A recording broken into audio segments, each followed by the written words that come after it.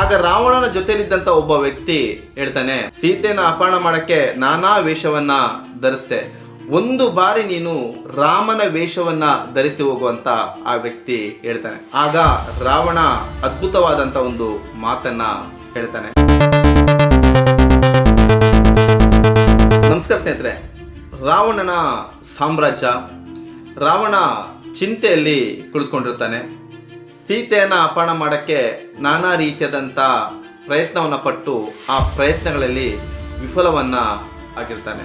ಆಗ ರಾವಣನ ಜೊತೆಲಿದ್ದಂಥ ಒಬ್ಬ ವ್ಯಕ್ತಿ ಹೇಳ್ತಾನೆ, ಯಾಕೆ ಇಷ್ಟೊಂದು ತಲೆ ಕೆಡಿಸ್ಕೊಳ್ತಿದ್ಯಾ? ಸೀತೆಯನ್ನು ಅಪಹರಣ ಮಾಡೋಕ್ಕೆ ನಾನಾ ವೇಷವನ್ನು ಧರಿಸ್ದೆ, ಒಂದು ಬಾರಿ ನೀನು ರಾಮನ ವೇಷವನ್ನು ಧರಿಸಿ ಹೋಗುವಂಥ ಆ ವ್ಯಕ್ತಿ ಹೇಳ್ತಾನೆ.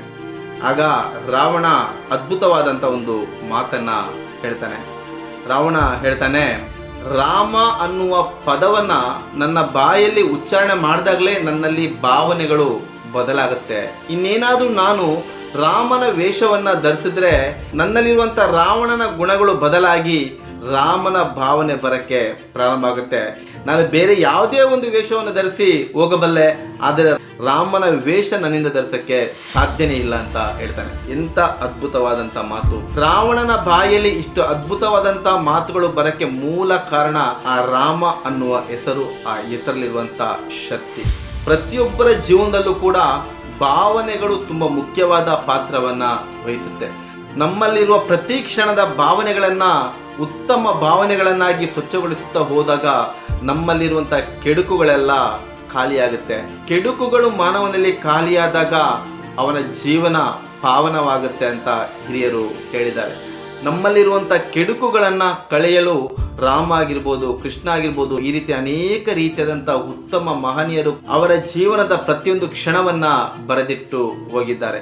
ಆ ವಿಚಾರಗಳನ್ನು ಸರಿಯಾಗಿ ತಿಳಿದುಕೊಂಡು ಅರ್ಥ ಮಾಡಿಕೊಂಡು ಅದರ ರೀತಿಯಲ್ಲಿ ಜೀವನವನ್ನು ನಡೆಸಿದಾಗ ಪ್ರತಿಯೊಬ್ಬರ ಜೀವನ ಕೂಡ ಪಾವನ ಆಗುತ್ತೆ. ಸ್ನೇಹಿತರೆ, ಮನುಷ್ಯನಲ್ಲಿನ ಭಾವನೆ ತುಂಬ ಮುಖ್ಯವಾದದ್ದು.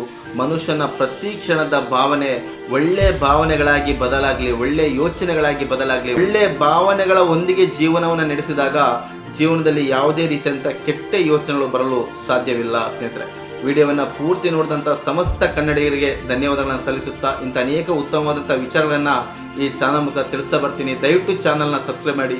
ವಿಡಿಯೋ ಇಷ್ಟ ಆಯ್ತಂದರೆ ಲೈಕ್ ಮಾಡಿ, ಶೇರ್ ಮಾಡಿ. ಮತ್ತೆ ಮುಂದಿನ ಸಂಚಿಕೆಯಲ್ಲಿ ಇನ್ನೊಂದು ಉತ್ತಮವಾದಂಥ ವಿಚಾರದೊಂದಿಗೆ ನಿಮ್ಮ ಮುಂದೆ ಬರ್ತೀನಿ. ಅಲ್ಲಿವರೆಗೂ ನಮಸ್ಕಾರ ಸ್ನೇಹಿತರೆ.